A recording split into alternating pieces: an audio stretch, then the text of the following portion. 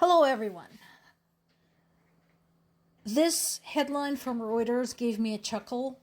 U.S. intelligence indicates Putin's war aims in Ukraine are unchanged. And the reason I smiled when I saw that was you really needed intelligence to tell you that, because that was pretty obvious. But, I'm glad now you have confirmation from the U.S. intelligence. But jokes aside, Putin gave this big end-of-year speech to Russia, like many heads of state do that, at the end of the year. And basically, it was just regurgitating the same old, including things that pertain to Russia's invasion of Ukraine. He said that Russia is ready for negotiations on the conditions that he outlined last summer. So, just as I pointed out before many times, all that time, all the conversation about diplomacy and points and peace plans and all of that, that was all fluff. Nothing has changed in Russia's position, and frankly, I'm not sure why various nations continue wasting their diplomatic resources trying to do anything about it. They're not going to change that position. They're dug in. That's where they're going to stay. This is particularly sad because after the talks about the war in Berlin earlier this week, the U.S. representative said that 90% of the problems standing in the way of peace had been resolved at the meeting. So you can see how what U.S. representative said and what Putin says are completely opposite things. They can't both be true. We already had a confirmation from Ukrainian government. We already had the confirmation from the Ukrainian people, who said that no, they will not cede land to Russia. No, they will not surrender. No, they will not stop demanding some responsibility and some form of reparations from Russia. And on the other hand, of course, we have Putin, who said, I want Ukraine, and that's where I stand. So I don't know where they came from. I don't know whether they just felt the need to say something to pretend like they've done something useful. They haven't.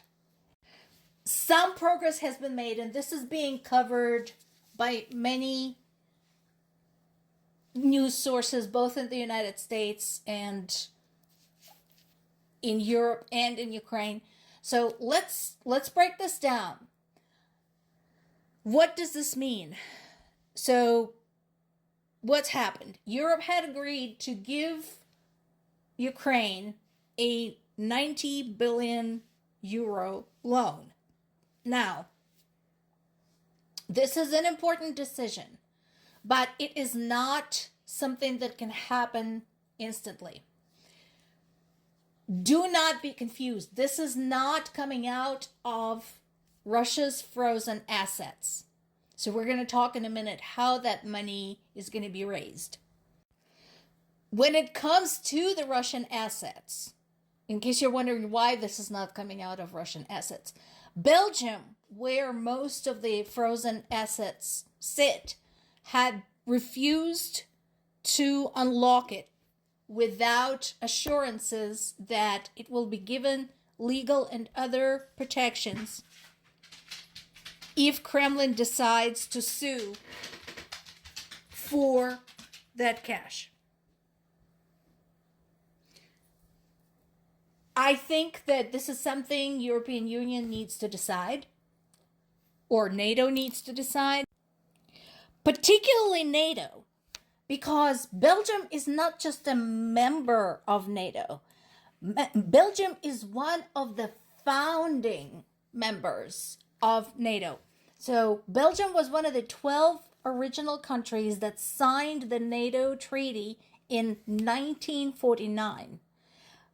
Belgium is home to NATO headquarters in Brussels and the primary military command for NATO in Mons.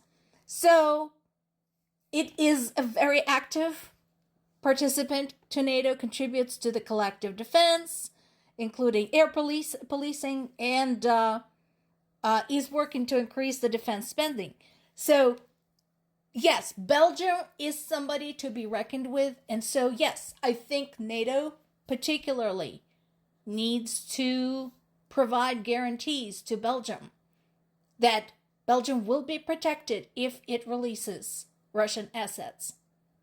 Personally, am I pissed? Yes. I'm absolutely pissed off at Belgium because, as I said yesterday, having been decimated and having had its people displaced in both World War I and World War II, Belgium should know better. This is the time to take a stand. But, you can't force them. So, the point is that the 90 billion are not coming out of the Russian assets. It is also not a full amount that Ukraine was hoping to receive, which was 135 billion. So where is the money coming from? And I know this is a question that particularly people living in Europe are going to ask, because this may affect their budget directly. So this is where I say that this is not going to be instant gratification. European budget operates on a 7-year interval schedule. The current budget runs up to 2027. So it runs up to 2 years from now and is about 1.2 trillion euros. This comes down, split up by year, to 171 billion euros per year. So from that standpoint, from the standpoint of annual spending, 90 billion is a significant amount, which is why it is not going to come out of the EU's budget. Instead, the EU plans to go to financial markets to raise the money and to have it guaranteed against what is known as the budget headroom or buffer. So that is why it's not something that's going to happen right away. I don't know what their target is, how quickly they're hoping to raise this money, how quickly it can be handed over to Ukraine. And again, I want to point out that this is a loan, not a grant. So Ukraine will be expected to pay it back. Another big piece of news that is covered by multiple sources is the message from Ukraine's security forces stating that for the first time, a Russian tanker in the Mediterranean Sea had been hit using a Ukrainian aerial drone. The SBU had shared a video showing the vessel in question. The vessel was part of Russia's Shadow Fleet. They're stating that this operation took place in neutral waters, some 1,200 miles from Ukrainian shores. So this is waiting for a confirmation from other sources, but if confirmed, this would be one of the most audacious attacks that is very far away from the front lines, and a continued assault by Ukraine against Russia's Shadow Fleet and Russia's oil industry, which is the lifeblood for Russia's invasion of Ukraine. This is a developing story. More to come.